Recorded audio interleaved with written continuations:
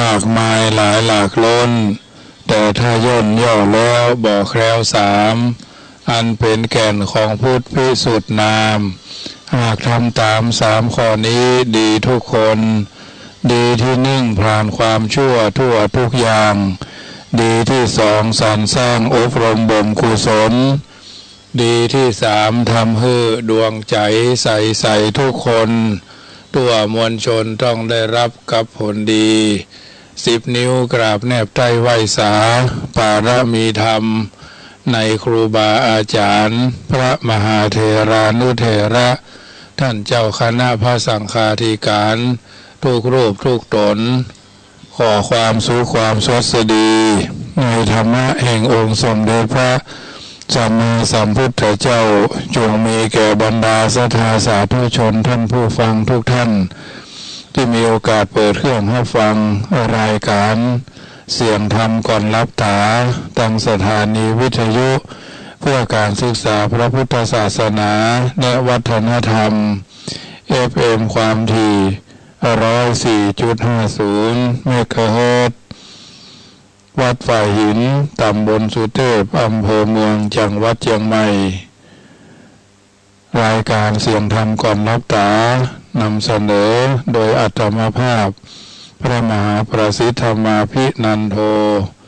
เจ้าวาดวัดจังกำตำบลแม่กอกอำเภอป่าซางจังหวัดลำพูนเผยแผ่ธรรมในนามของคณะสงฆ์หน่วยอบรมประชาชนประจำตำบลแม่กอกเบอร์โทรศัพท์0861875325 0861875325เป็นประจำเมื่อค่ำยามแรงของวันเสาร์วันอาทิตย์วันจันทร์วันการวันพุธวันพฤหัสแล้วก็เว้นวันศุกร์1 วันทุ่มเช้าถึง2 ทุ่มรายการนี้นำเสนอเพื่อให้เป็นปฏิการะตอบบุญแทนคุณเข้าน้ำบรรดาญาติโยมสาธุชนท่านผู้เป็นนักศีลนักบุญทุกคนทุกท่านได้ยินได้ฟังแล้วก็นั้นไปเป็นเครื่องเตือนจิตสะกิดใจในการดำเนินชีวิตของเฮาท่านทั้งหลายเป็นลำดับไปหลายค่ำหลายแรงที่เฮาบ่ได้ปะกันนับตั้งแต่วันที่21 22 23 24 25และก็26ปะกันวันเสาร์27พอเดินทางไปปฏิบัติศาสนกิจเข้าสอบพระปริยัติธรรมแผนกบาลีชั้นปรริญญาเอกก็คือชั้นสูงสุดคือชั้นปรริญญาธรรมเข้าประโยคหน้าวัดสามพญาตำบล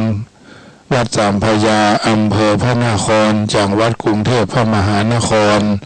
ตั้งแต่วันที่23 24 25เสร็จจากการเข้าสอบพระปริยัติธรรมแล้วก็เดินทางกลับพอดีได้สูญเสียคุณตาอันเป็นเสมือนพ่อออกที่เป็นครุอุปถากสันนิบาตตานเข้าส่งเข้าเจ้าส่งเข้าเพลโดยดูแลเอาใจใส่เป็นเวลา20 ปี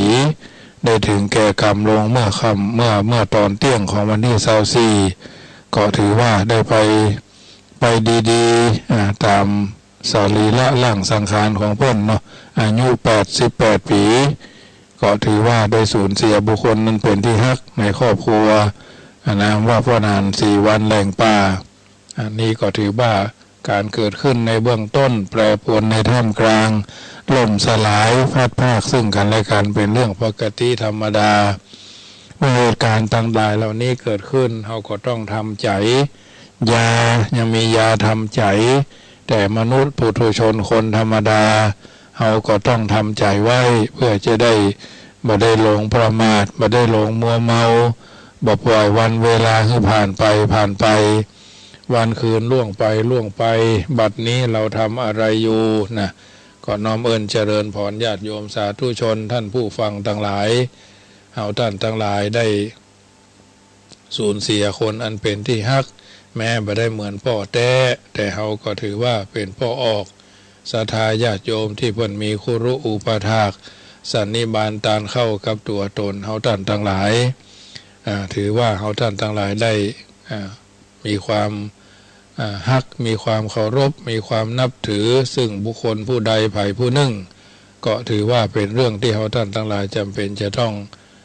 แสดงความจงรักภักดีแสดงความเคารพนับถือก็ถือว่าทุกๆแมลงก็ได้ไปร่วมฟังเทศน์ฟังสวดวันนี้ก็ช่วงเช้าช่วงแรง5 โมงถึง6 โมงรายการวิทยุลูกทุ่งเชียงใหม่บ่มีแล้วก็6 โมงถึง7 โมงทางดีนาวเรดิโอก็บ่ได้จัดเพราะว่าพ่อเพิ่นเสียชีวิตเผาศพที่อำเภอสันกำแพงก็ได้มาจัดช่วงทุ่มเช้าถึง2 ทุ่มญาติโยมสาธุชนที่เป็นกัลยาณมิตรกัลยาณจิตอันเป็นจิตอันเป็นกุศลได้ยินได้ฟังแล้วก็ฟังกันไปนะญาติโยมเพราะฉะนั้นถือว่าเราท่านทั้งหลายนั่นได้มีโอกาสฟังน้ำฟังธรรมไปกรุงเทพก็คึกเทิงหาญาติโยมทุกคนที่อยู่ตังละปูนเชียงใหม่ฟังขึ้น 104.50 ก็ถือว่าเป็นส่วนหนึ่งที่ได้คือกำลังใจเอาท่านทั้งหลายต่างคนต่างจิตต่างคนต่างใจเพิ่นว่าต่างคนต่างใจเป็นจะใดเพิ่นว่าศิษย์ต่างครูอาจารย์ต่างวัดความโหแน่ชัดอาจพิษแต่กันแต่ละสำนักมีลักคำขวัญของไผ่ของมันสอนศิษย์ผู้สร้างครูบาอาจารย์ความโหมากกว้างห้อมไผ่ห้อมมันเนื้อไทยห้อมหนูก็ไต่ห้อมในก็เตียวได้อันหนังสือก้อมต่างคนต่างมีนักปราชญ์เปิ้นนั้นต่างกันดีหลีชีวิตอินทรีย์วิถีต้องเต้านั่นพิษแผ่กันพระศาสดาเจ้าต่างกรรมอันกลางกรรมสอนเฮาลัทธิพี่น้องเดียวกันต่างคนต่างฮิยังบ่เสมอกันได้ฐานนันดรไม้เล่มเดียวต่างป้องพี่น้องต่างกันเป็นธรรมดาอันโลกนี้เนื้อเจ้าต่างจิตต่างใจวัยหนุ่มวัยเท่าแม่ตัวของเฮาต่างคิดวัยหนุ่มคึดบ่ยาววัยเท่าจ้างพินิจเพียบน้ำปลายมุ่มบ่อแซวเวลาพักเนื้อเจ็บปวดเทือกแถวอันหนามหนุ่มแซวปักบ่เจ็บได้ปักบ่เจ็บได้อันนี้ญาติโยมสาธุชนท่านผู้ฟังทั้งหลายรายการนี้เป็นส่วนหนึ่งที่น้อมนำเอาสาระอัตถะทุกสิ่งทุกประการมามาจาให้ญาติโยมสาธุชนได้ยินได้ฟังเป็นคำกรพ่องช่วงนี้เป็นช่วงแห่งเทศกาลมาฆบูชาเทศกาลแห่งความฮักความเคารพความนับถือผู้มีพระคุณนะก่อนอย่างน้อยๆก็พระพุทธเจ้าเขาได้แต่ว่าเขาได้มีโอกาสบนห้องว่าไม่ได้มีโอกาสเข้าไปสัมผัสบางท่านก็ไปปฏิบัติธรรมที่สำนักปฏิบัติธรรมวัดใหญ่วัดน้อยก็ถือว่าไปร่วมด้วยช่วยกันปฏิบัติหน้าที่ของแต่ละคนแต่ละท่านว่าหน้าที่ของเฮานั่นเป็นหน้าที่ที่พุทธบริษัทมีพระพุทธเจ้าเป็นผู้นำมีพระสัทธรรมเป็นแผนที่มีพระอริยสงฆ์เป็นผู้ชี้ตัวเฮาคือแหล่งแห่งการทำดีและก็ทำชั่วดีชั่วอยู่ที่ตัวเฮาทำสูงต่ำอยู่ที่เฮาทำตัวอันนี้เป็นส่วนหนึ่งที่นำมาสาธกยกคือญาติโยมได้ยินได้ฟังน้ำธรรมคำสอนส่วนนี้เป็นส่วนที่มอบเป็นปฏิการะกับบรรดาญาติโยมสาธุชนผู้ฟังทั้งหลายได้มีโอกาสฟังน้ำฟังธรรมเป็นลำดับไปเพราะฉะนั้นรายการเสียงธรรมนำสุขก็ดีรายการเสียงธรรมก่อนรับตาก็ดีอาตมาภาพก็พยายามก้อนไกเอาสาระอันเป็นอรรถธรรมคำสอนมาสาธกยกคือญาติโยมได้ฟังเป็นประจำเมื่อค่ำยามแรงของแต่ละวันก็เป็นส่วนหนึ่งที่นำมาเรื่องต่างๆนานามาให้ญาติโยมฟังค่ำแรงของวันนี้ก็จะเรื่องของความพอดีนะความพอดีเป็นเรื่องความพอดีหรือบ่พอดีนี้ในภาษาไทยกันมากกันนักเช่นปาลบเรื่องภัยทำการงานผิดพลาดเฮาก็มักจะติว่าบ่พอดีเกินพอดีคนที่ชั่วนักเฮาก็ติว่าเกินพอดีเกินสมควรผู้เป็นหัวหน้าปกครองคนถ้าละเอียดละออนักไปเฮาก็มักจะติว่าเคร่งครัดเกินพอดีถ้าปล่อยพระละเลยย่อหย่อนไปก็มักจะตำนี้ว่าอ่อนแอบ่พอดีเนี่ยอันนี้ถือว่าเฮาก็ได้จาทักทายกัน เรื่องความพอดีนี้ถ้าสังเกตที่ตัวคนจะหันได้ง่ายรับประทานอาหารน้อยไปก็หิวโหยร่างกายสู้ผอมอย่างนี้น้อยไปบ่พอดีรับประทานอาหารจนอิ่มเกินไปก็อึดอัด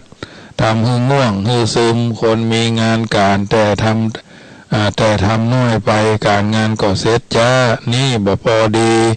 ทำนักเกินไปจนถึงอดหลับอดนอนบ่มีเวลาพักผ่อนการงานนั้นสำเร็จได้นักแต่ร่างกายตรากตรำบ่ไหวสุดโทรมนะสุดโทรมเกินพอดีเวลาเดินเกรงจะเหนื่อยหน่อยก้อยย่างก้อยเดินถึงประสงค์ว่าจ้าเนาะนี่ย่อหย่อนไปบ่พอดีเดินอย่างรีบเร่งบ่รู้จักประมาณกำลังของตนถึงที่ประสงค์ไว้แต่ต้องเหนื่อยหอบบอบช้ำเสียกำลังต่อไปอาจจะเจ็บไข้ไข้เดินบ่ไหวนะคราวนี้มาเทียบถึงพระปฏิปทาของพระพุทธเจ้า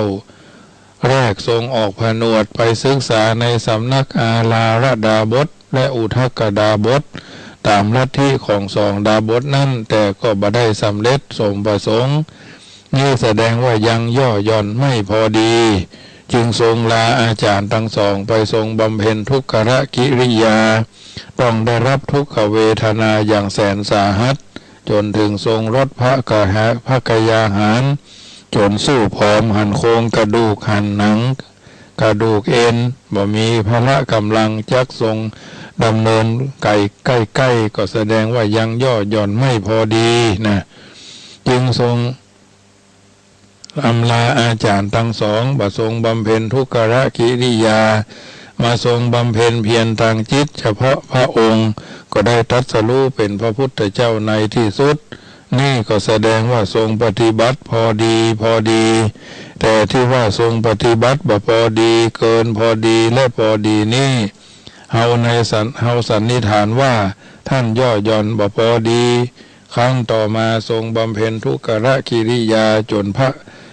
กายสู้ผอมทรงได้รับทุกขเวทนาเฮาก็สันนิษฐานเอาเองว่าท่านทำเกินพอดีขั้นมาทรงบำเพ็ญเพียรตั้งใจได้สำเร็จเป็นพระพุทธเจ้าเฮาก็ว่านี่แหละท่านคงปฏิบัติพอดีเนี่ยล้วนแต่สันนิษฐานทั้งนั้นเพราะเฮากำลังกับพระพุทธเจ้าไก่กันบิบลับอย่างฟ้ากับดินพระเถระท่านท่านตอบสิทธิ์ของท่านไปซึ่งไปถามว่าคำว่าพอดีนั้นคืออย่างใดท่านก็ตอบคำว่าเหมือนพระออกบิณฑบาตออกช้าเกินไปแต่ก่อนไก่โหประชาชนยังบ่ตื่นออกมาตักบาตรก็บ่ได้รับอาหารบิณฑบาต อันนี้ก็บ่พอดีออกไปเมื่อเวลาประชาชนเขาตักบาตรนั่นแหละได้รับอาหารบิณฑบาตจึงจัดว่าพอดีอันนี้ก็บ่ถูกบ่ตรงแถมนั่นแหละเพราะบางคนบางท่านออกเจ้าบางถิ่นบางท่านก็ออกขวายจึงบ่ได้เป็นข้อยุติว่าพอดีหรือบ่พอดีและที่อู้มาแล้วทั้งเขาอู้ต่อไปเนี่ยจะอู้เรื่องพอดีหรือไม่พอดีถูกหรือผิดอย่างไรไม่รับรองเพราะพูดอย่างชนิดเอาตัวเข้าไปเป็นเครื่องเปรียบเทียบอย่างตัวผู้อู้นี้บ่เคยนอนรับเวลากลางวันหรืออาจจะนอนพังเพราะรู้สึกตัวว่านอนเฉพาะกลางคืนก็พอแล้วหันภายนอนกลางวันก็ไปติเขาว่านอนเกินพอดีเขาก็สอกกลับเอาว่าบ่านอนกลางวันนั่นแหละเกินพอดีร่างกายต้องการพักผ่อนต้องการนอนเมื่อได้นอนพักผ่อนเพียงพอแล้วร่างกายก็สบายก็จัดว่าพอดีคราวนี้หันมาหาหลักธรรมทางพระพุทธศาสนาเมื่อคราวพระพุทธเจ้าทรงแสดงพระธรรมจักรกับปวัตตนสูตรปฐมเทศนาน่าจะทรงถือพระปฏิปทาที่พระองค์ทรงปฏิบัติมาเป็นหลักจึงทรงแสดงทางเดินของใจสองทางหย่อนและทางตึงเครียดเกินไปตัดว่าสองทางเนี้ยบ่ควรดำเนินตัวดำเนินตามทางย่อหย่อนทรงตำหนิว่าเป็นทางที่ต่ำเป็นทางของชาวบ้านเป็นทางของคนธรรมดาที่ต้องการ ที่ยังมีกิเลสบ่ประเสริฐบ่ได้ประโยชน์อันยังเรียกว่ากามสุขันธิกานุโยค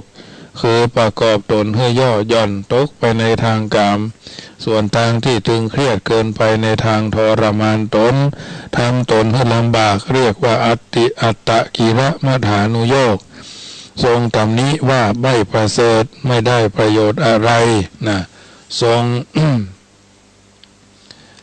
ทรงตำหนิหรือทรงแนะนำให้ดำเนินทางสายกลางซึ่งเรียกกันว่ามัชฌิมาปฏิปทาข้อปฏิบัติเป็นกลางกลางท่านโบราณอาจารย์ท่านพรรณนาว่าที่พระพุทธเจ้าทรงพระดำเนินจนได้บรรลุเป็นพระอัตตสัมมาพระอรหันตสัมมาสัมพุทธเจ้านั้นเพราะเทวดาสร้างนิมิตพิน3 สายทรงหันคือสายที่ขึงย่อนเกินไปดีดได้แต่ฟังบ่เพราะขึงเกินพึงย่อนเกินไปสายที่ขึงตึงเกินไปดีดดังแต่มักขาดเมื่อขึงได้พอดีบ่ย่อนบ่ตึงเกินไปจึงจะดีดดังได้ตามประสงค์ท่านว่าพระพุทธเจ้าได้ทรงคติจากเทพนิมิตนี่แหละจึงได้ประทรงปฏิบัติเป็นกลางกลางและได้บรรลุพระอนุตตรสัมมาสัมโพธิญาณเป็นศาสดาเอกของโลกทางสายกลางนี้ทรงแสดงอริยมรรคมีองค์8ประการว่าเป็นการทางสายกลางแต่อริยมรรคมีองค์8ประการนี้เป็นเพียงทางดำเนินบ่ใช่ความพอดีทางที่หมายความว่า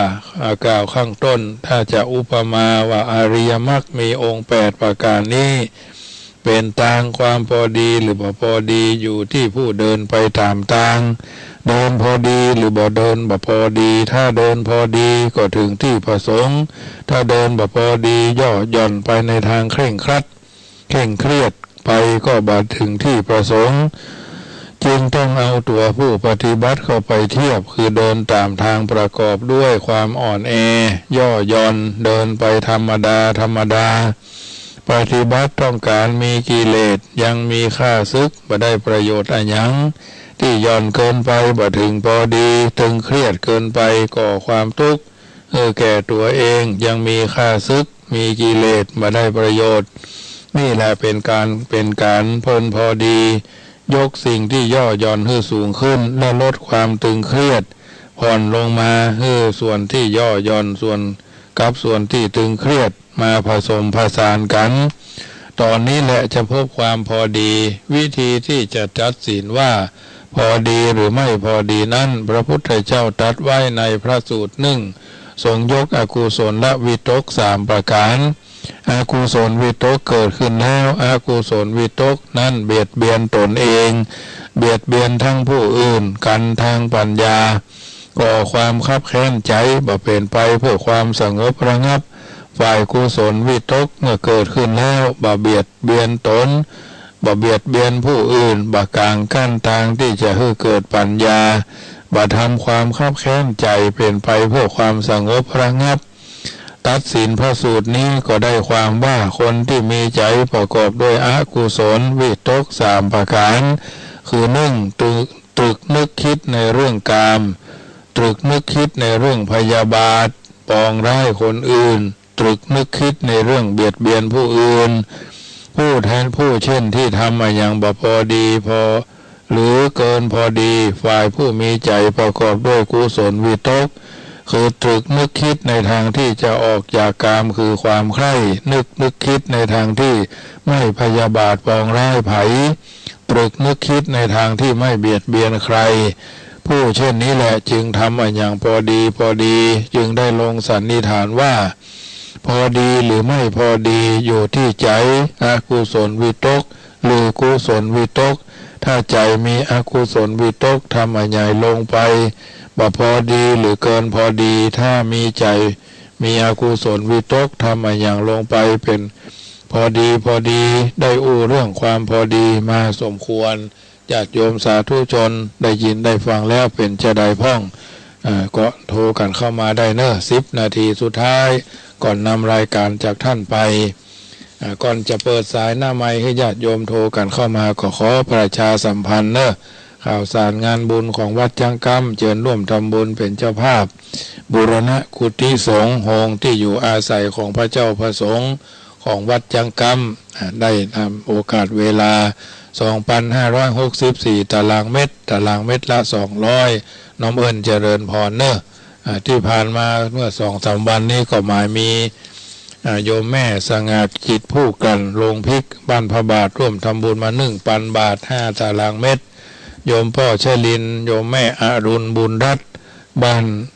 มหาวันหรือบ้านต้งอำเภอเมืองละปูนร่วมทำบุญจำนวน5ตารางเมตร 1,000 บาทก่อนอนุโมทนาเนอะโยมทวินจิตธรรมโยมนวลกนกขัดศรีนสจินตนาขัดศรีพร้อมโดยลูกหลานร่วมทำบุญมาแถมจำนวนหนึ่งก็ขออนุโมทนากุศลเจตนาเนอะที่ได้ร่วมกันเป็นเจ้าภาพการบูรณะกุฏิสงฆ์ทางนี้ท่านนั้นก็ขออนุโมทนากับญาติโยมสาธุชนญาติโยมสาธุชนเนอะเจริญพรนมัสการเจ้าท่านมาได้ยินกันหลายวันเนาะเจ้าท่านเดินทางโดยสวัสดิภาพดีเนาะเจ้าเหมือนกันเนอะขออนุโมทนาโดยได้ยินได้ฟังเรื่องความพอดีเนาะวันนี้นะเจ้า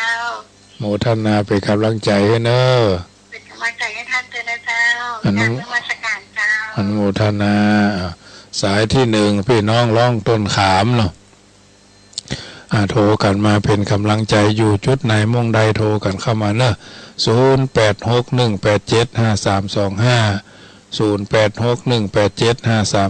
0861875325กันได้1.1เสียง1.1เสียง1กำลังใจนะกำลังน้ำเพชรที่ว่าใสๆอย่างสู้น้ำใจที่บริสุทธิ์มาได้เนอะอยู่จุดไหนมงใดวันนี้อาจจะมีภาระธุระอันใดแต่ว่าบางท่านก็ไปปฏิบัติธรรมที่วัดดอยสุเทพโมทนาในกุศลบุญที่ท่านทั้งหลายได้ไปร่วมบุญได้ละชั่วทั้งหมดได้ทำความดีทั้งหลายได้ทำจิตใจให้บริสุทธิ์ผ่องแผ้วยินดีม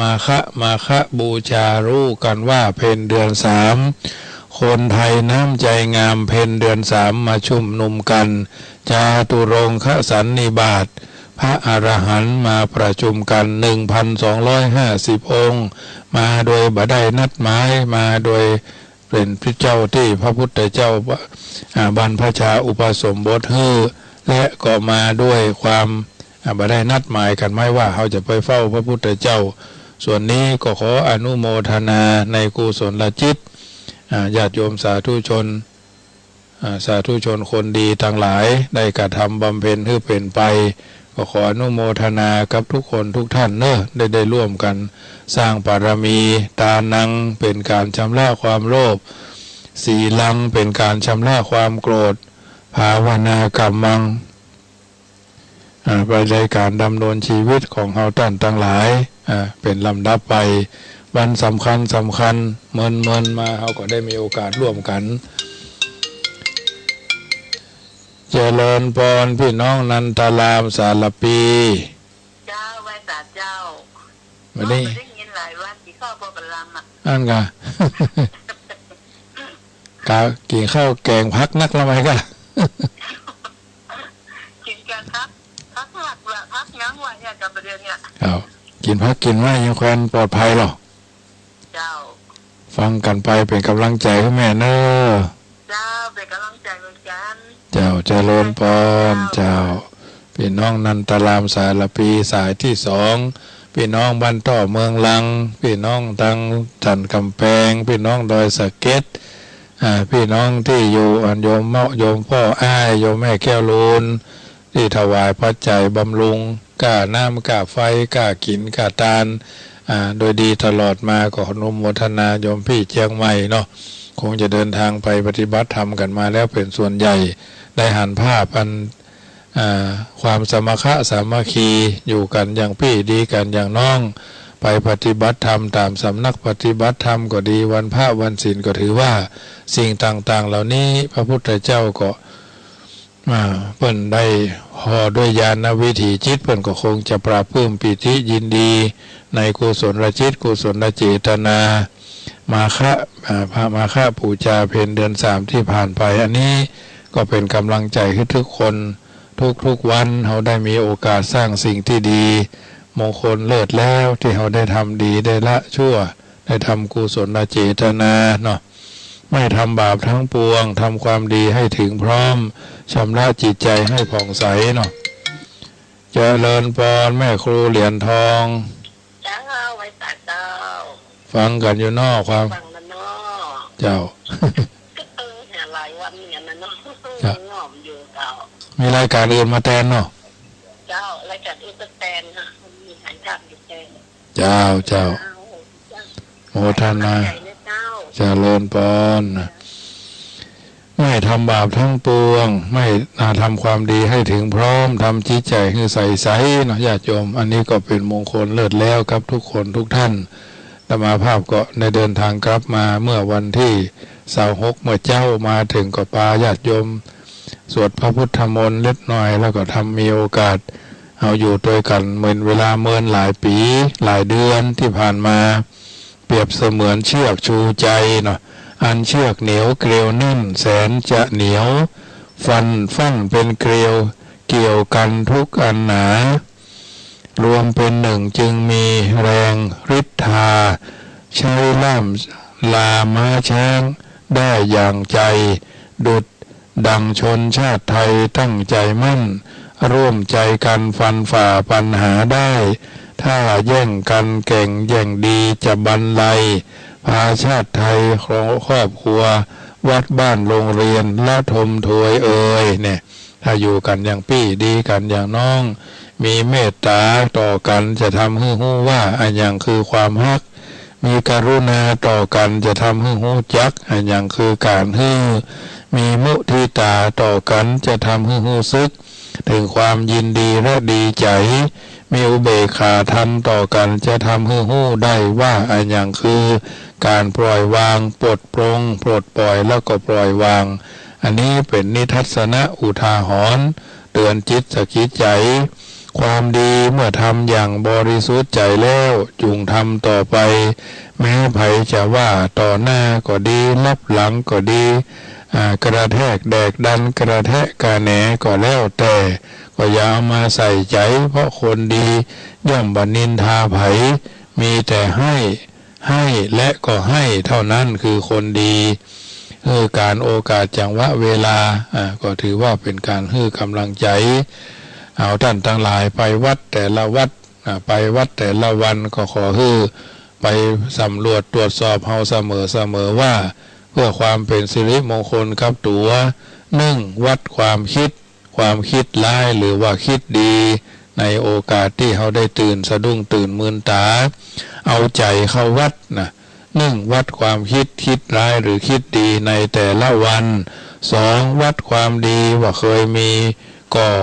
การทำความดีคิดจะทำก็ทำเสมอต้นเสมอปลายก็วัดความดันมันสูงหรือมันต่ำดันทุลังหรือบดันทุลังมุทะลุดุดันว่ามันความดันสูงหรือต่ำวัดความ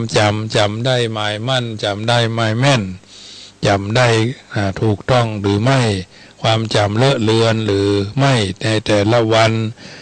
วัดหัวใจใจดีใจเลวใจระยำใจต่ำใจสูงใจดีได้ไหวพระพุทธใจบริสุทธิ์ได้ไหวพระธรรมใจบ่เศร้าบ่มืดบ่มัวบ่ดำได้ไหวอริยสงฆ์หัวใจเต้นจ้าหรือว่าเต้นโวยเดินไป3979หอบแฮกก่อหรือสบายติดคัดก่อได้ผ่าได้เจาะเนาะหรือใจไม่ด้านพอเนาะอันนี้วัดหัวใจ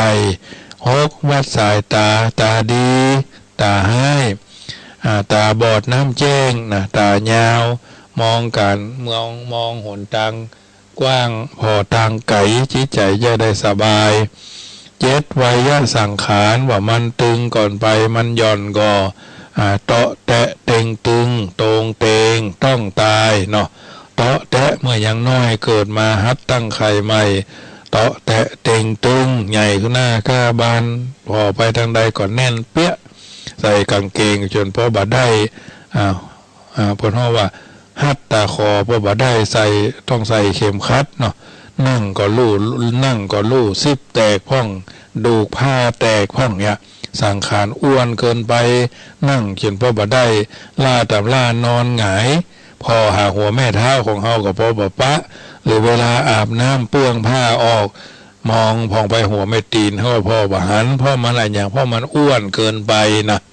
เสือพีมุนีผอมนะเสือต้องอ้วนนะมุนีคือบัณฑิตผู้รู้ต้องผอมนี่สังขารตึงหรือหย่อนยานวะแปดสันดานดีสันดอนหรือสันดานสันดอนแก้ได้สันดานแก้ไม่ได้สันดานเห็นแก่ตัวสันดานความโลภสันดานว่าให้คนนั้นว่าให้คนนี้เนี่ยอันนี้สันดานดีหรือสันดานชั่วสันดอนใช้รถไปเกรดหรือไปรถไปดันมันก็เป็นที่เรียบที่ราบเสมอแต่ถ้าสันดานนี้ไม่ได้ต้องใช้เวลาจนกว่าชีวิตจะหาไม่แก้ที่ตัวเอง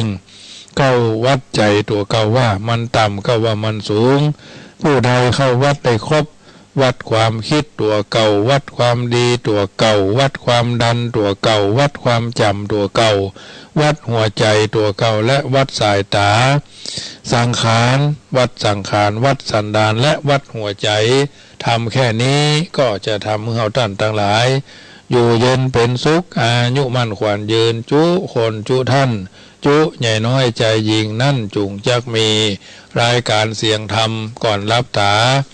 อาตมาภาพพระมหาประสิทธธรรมาภินันโท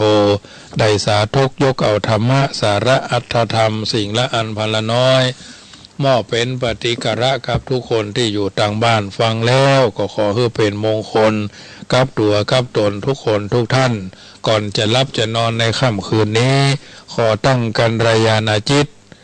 มอบเป็นปฏิกระกับญาติโยมสาธุคนที่ได้เป็นผู้อุปถัมภ์วัดวาศาสนาพระเจ้าพระสงฆ์องค์สมณเณรโดยนึ่งหยดน้ำแกงนึ่งเม็ดข้าวที่ท่านทั้งหลายได้ทำมาโดยอำนาจแห่งพระไตรรัตน์เป็นชัดกั้นดังวัจนะประพันธ์บัณฑิตท่านกล่าวเอาไว้ว่าด้วยอำนาจเดชคุณพระไตรรัตน์ตั้งจิตมั่นศรัทธากตัญญูตาลำลึกจงผนึกบำราศปราดโลกภัยใจบวรจตุรพรจงประสิทธิ์สำฤทธิ์พันธ์มีศรัทธาวิริยะสติมั่นติดต่อเนื่องบัวเกิดสมาธิครบครันปัญญาขังจงอำนวยช่วยให้บรรลุยังสิ้นทุกข์ทั้งสุขนิรันดรหนึ่งทุกท่านมีจิตมุทิตาแผ่เมตตาพร้อมร่วมกุศลสโมสรขอจงได้สำฤทธิ์สิทธิพรหายทุกข์ร้อนอยู่เย็นเป็นสุขทุกท่านเอ่ยรัตนัตยานุภาเวนะรัตนัตยเตจสา